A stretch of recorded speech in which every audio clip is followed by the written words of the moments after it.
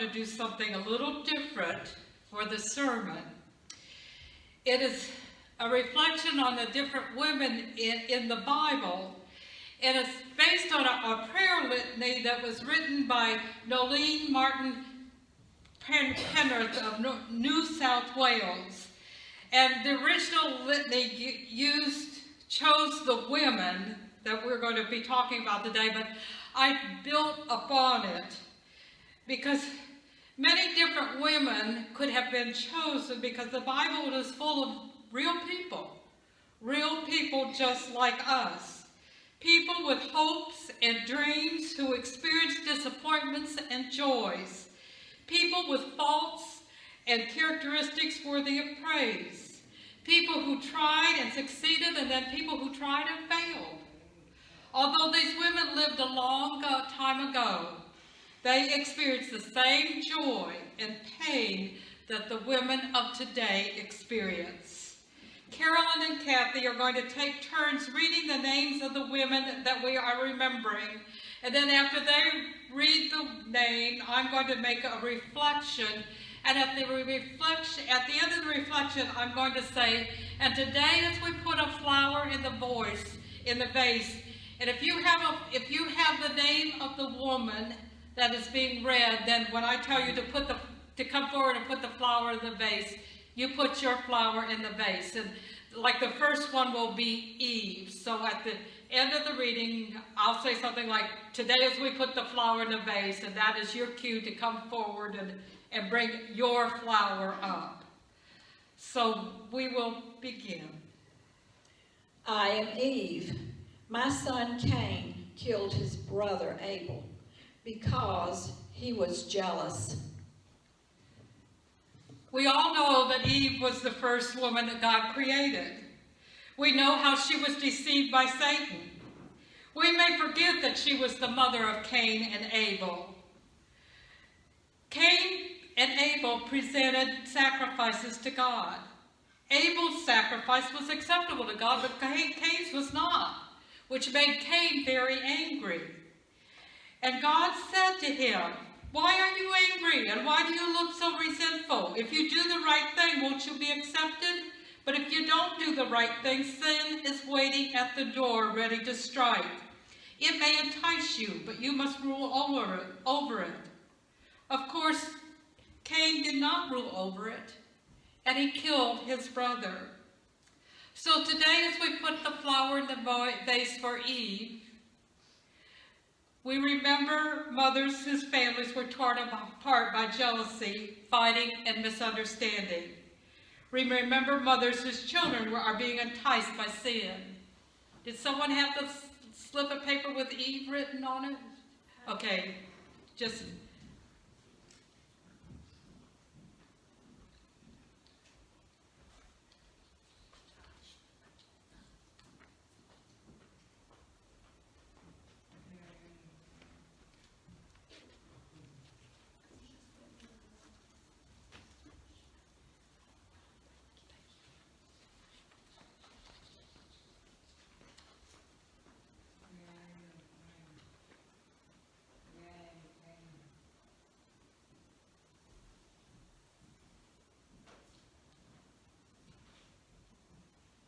I am Sarah. I was an old woman when I gave birth to my son Isaac. In fact, Sarah laughed when she was told that she would bear a son in her old age. So Sarah laughed to herself, thinking, "I'm no longer to have children, and my husband's old." The Lord said to Abraham, "Why did Sarah laugh and say, 'Me give birth at my age? Is anything too difficult for the Lord? When I return to you about this time next year, Sarah will have a son.'" Sarah doubted God's promise. After all, she was 90 years old. I'm just thinking with Kathy reading that, after all, I'm not sure how old she is, but she's raising a child again as a great-grandmother. I wonder if Sarah ever said, as I sometimes said when I've been around a group of rambunctious kids, "I'm too old for this." But nothing is too difficult for the Lord. So today, as we put the flower for Sarah in the vase, we remember mothers who are older, but still bear the responsibility of raising children and grandchildren and great-grandchildren.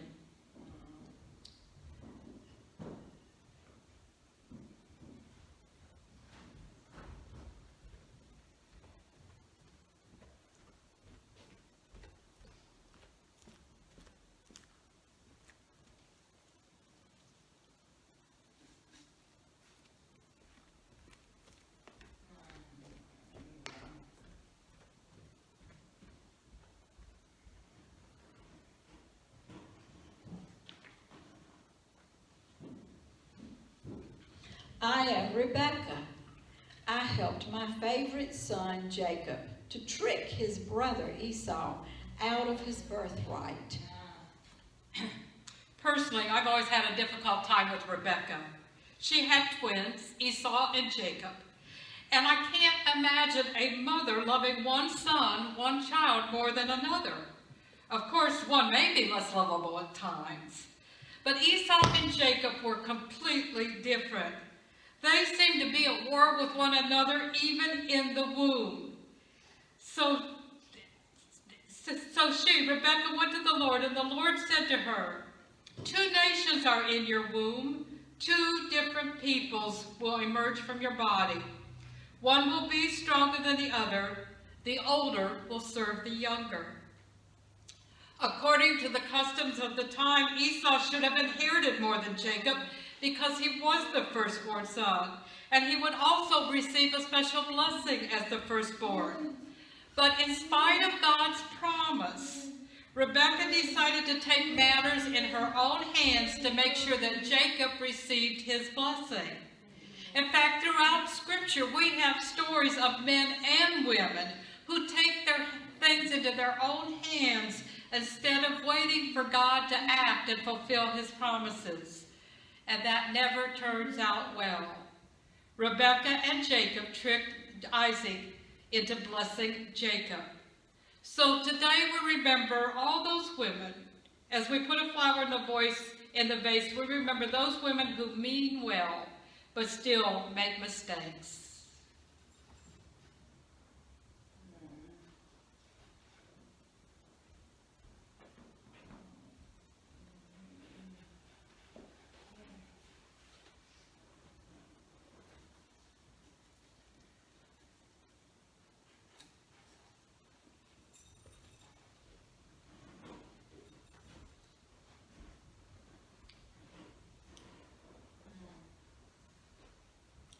I am Moses' mother. I hid my child so that he would not be taken by government authorities. We know the story of Moses and the bulrushes. Pharaoh was becoming afraid of the number of Israelites living in his land, so he ordered that all the male children be killed. Moses' mother saw that the baby was healthy and beautiful, so she hid him for 3 months. And when she couldn't hide him any longer, she took a reed basket and sealed it with black tar. She put the baby in the basket and set the basket among the reeds at the riverbank. So today, as we put another flower in the vase, we remember those mothers whose children are taken or stolen from them because of commercial interest or government policy. We have Moses' mother out there.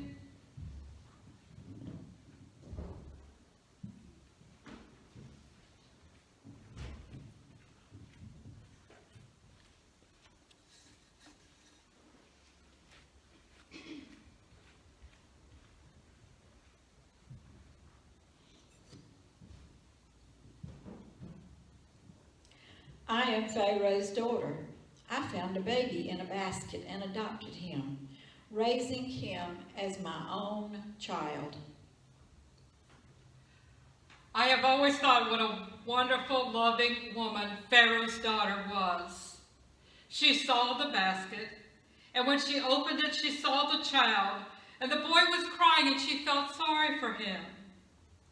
She was willing to take Moses and raise him as her own child, even realizing that he was one of those Israelite children. So today, as we put another flower in the vase, we remember mothers who have adopted children And we also remember mothers who have had their children adopted. We have Pharaoh's daughter.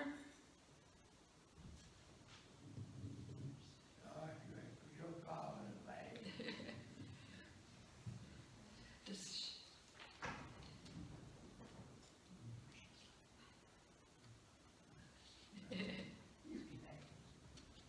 Oh, I did. Okay. Yeah, go ahead.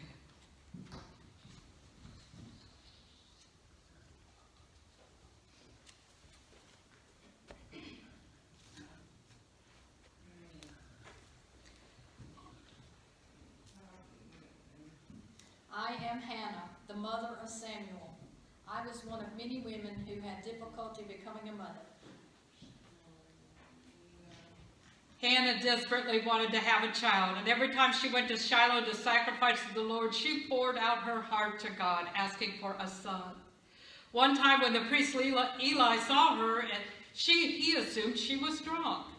Eli told her that her prayers would be answered, and Hannah conceived and had Samuel, and she gave the boy to the Lord to serve the Lord.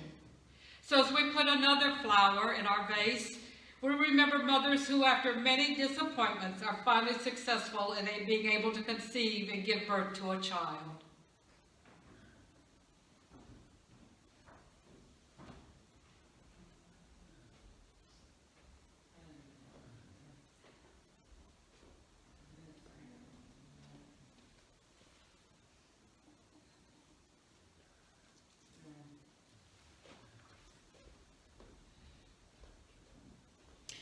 I am the mother of David.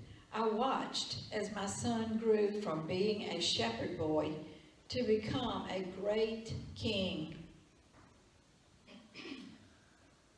King David's mother is not mentioned at all in scriptures, but there are some very interesting stories about her in the Jewish tradition. And if you want read some interesting stories, just Google King David's mother and you'll be surprised. But we know she was the mother of 8 sons and at least 2 daughters. So as we remember the mother of David, as we put a flower in the vase for her, we remember those mothers who rejoice in the achievement of their children.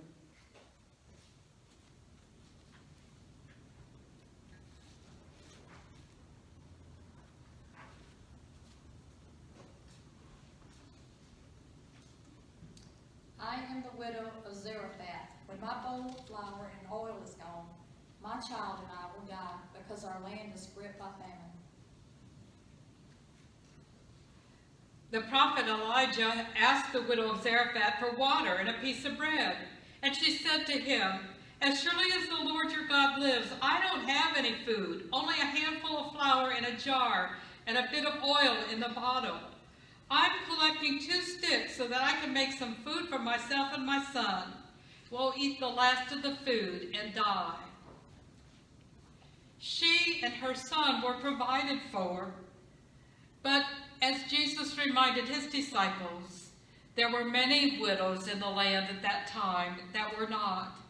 So today, as we put another flower in the vase, we remember mothers who watched their children suffer and die from malnutrition because of famine, drought, flood, or war.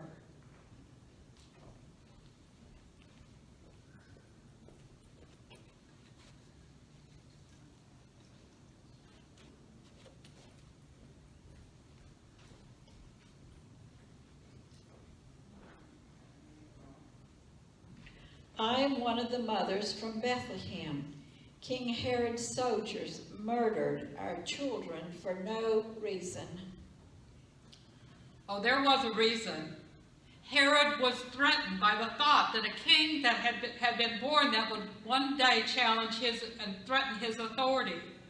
So today, as we put another flower in our vase, we remember mothers whose children are tortured and murdered by soldiers and militia for political reasons.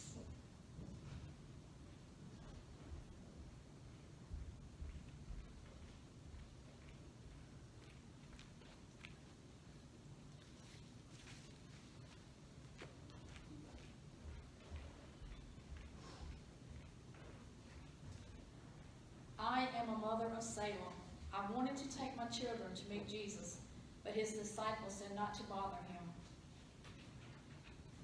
People were bringing children to Jesus so that he would bless them, but the disciples scolded them. When Jesus saw this, he grew angry and said to them, "Allow the children to come to me. Don't forbid them, because God's kingdom belongs to people like these children. I assure you that whoever does not welcome God's kingdom like a child will never enter it."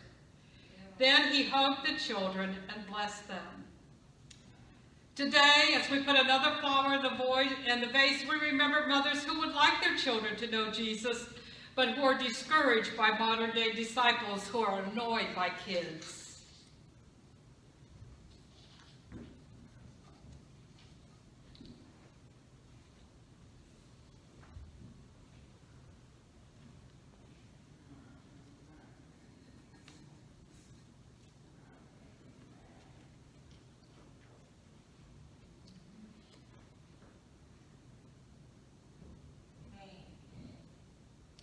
I am the Syro-Phoenician woman. Even though Jesus referred to me as a dog, I pestered him to come cure my daughter who was very ill. She begged Jesus to throw the demon out of her daughter. He responded, "The children have to be fed first. It isn't right to take the children's bread and toss it to the dogs." But she answered, "Lord, even the dogs under the table eat the children's crumbs." "Good answer," he said. "Go on home. The demon has already left your daughter." So as we put this next flower in the vase, we remember mothers whose children are sick or disabled and who will try anything to cure or help them.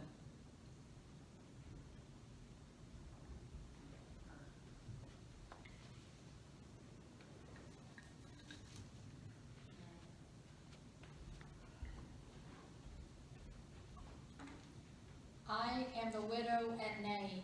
Jesus raised my son from the dead, so I would not be left destitute.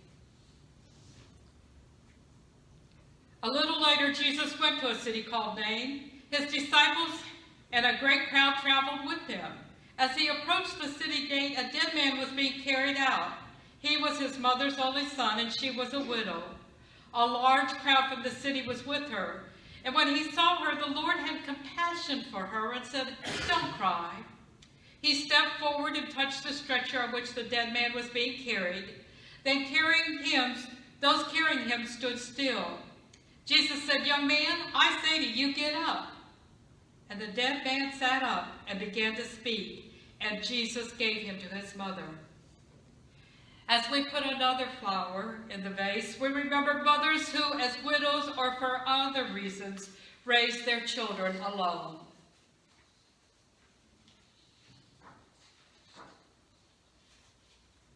Do we have a widow's name?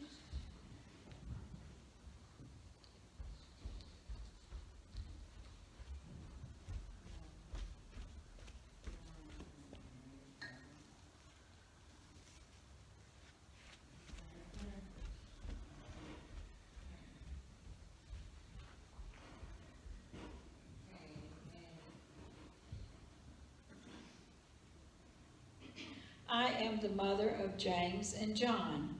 I asked Jesus if they could have a special place next to him in heaven. Then the mother of Zebedee's sons came to Jesus along with her sons. Bowing before him, she asked a favor of him. "What do you want?" he asked, and she responded, "Say that these two sons of mine will sit one at your right hand and one at your left in your kingdom." So today, as we put another flower in a vase, we remember mothers who believe that their children can do no wrong and deserve special treatment.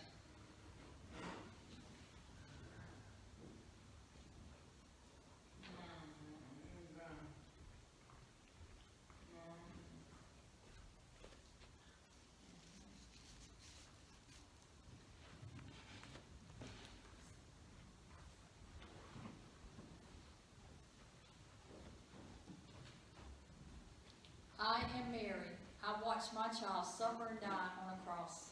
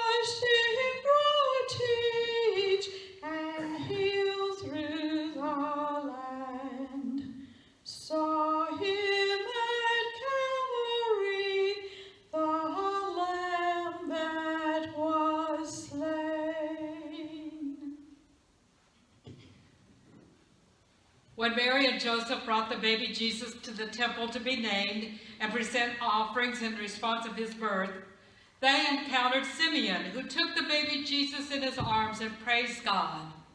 And then he said to Mary, "This boy is assigned to be the cause of the falling and the rising of many in Israel, and to be a sign that generates opposition, so that the inner thoughts of many will be revealed.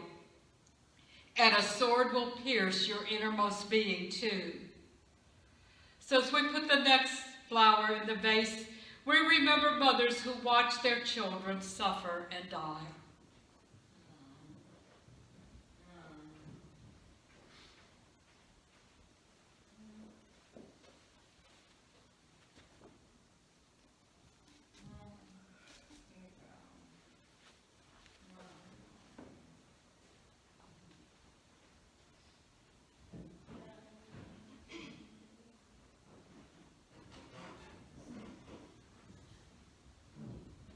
I am Lois, Eunice, and I taught Timothy, our son and grandson, about Jesus. Paul wrote about Lois and Eunice when he said, "I'm reminded of your authentic faith, which first lived in your grandmother Lois and your mother Eunice. I am sure that this faith is also inside you." As we put the next flower in the vase, we remember mothers and grandmothers and great-grandmothers who teach their children about Jesus.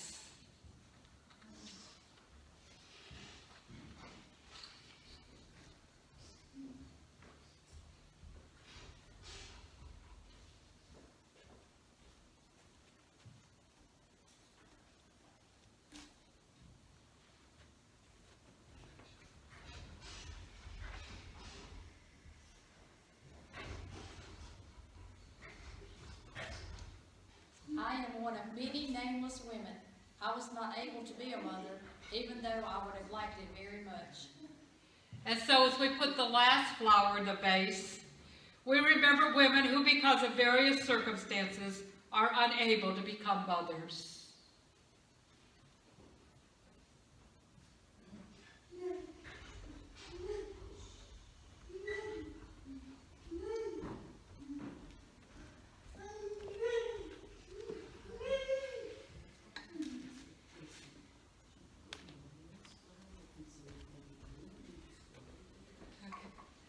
So before us is a vase of flowers, a symbol of the mothers and the women that we have remembered today.